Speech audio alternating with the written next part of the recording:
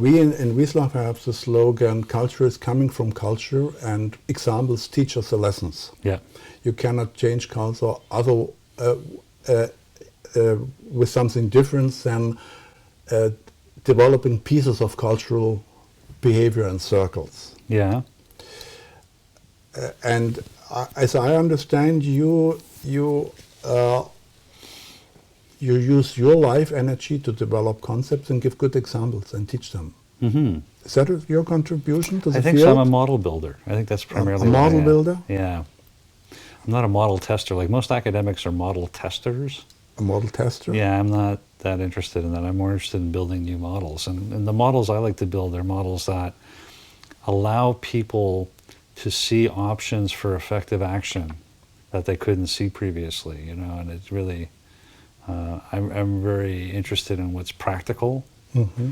And typically people find my models take a lot of different ideas that are complicated and synthesize them into something that's fairly simple Mm-hmm. and is actionable. Mm-hmm. That's what most... That's interesting. You're a model tester more than a model developer. Yeah. I'm more a model developer. Yeah. Yeah, I'm a model builder too. So, and you know, it's interesting. Increasingly, there's less room for that in business schools right now. Business schools are going through an interesting time where they're. How would you describe the contribution from business schools?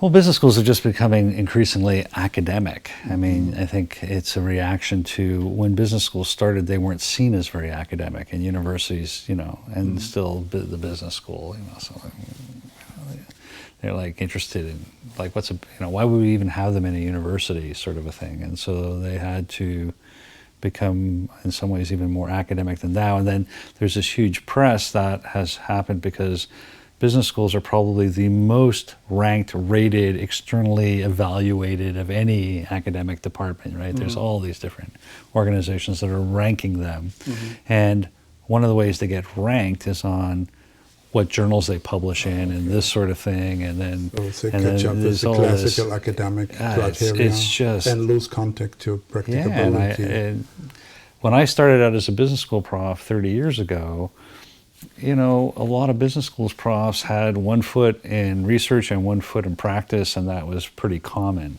Mm-hmm. It's very, very uncommon now. Oh, okay. In North America anyway, it's just... and who is replacing the issue of practicability testing? Are the associations now? Are the professionals who build networks really discuss it like we try to do it? That's a really good question.